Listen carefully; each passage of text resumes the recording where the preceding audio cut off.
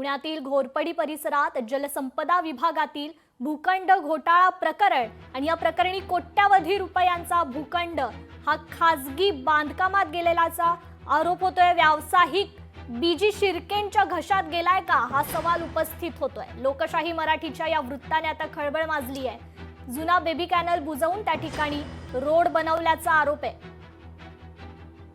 या विषयाची मला माहिती घ्यावी लागेल आणि हा आरोप कुठल्या आमदारांनी केलाय आणि हा विषय विधिमंडळात आलाय का याची मला माहिती नाही। मी माहिती घेऊन नक्की सांगेन। अशा जर विषय असेल आणि त्याच्यामध्ये जर कुठलाही बिल्डर चुकीच्या पद्धतीने असे नाले बुजवत असेल तर हा पर्यावरणाला धोका आहे।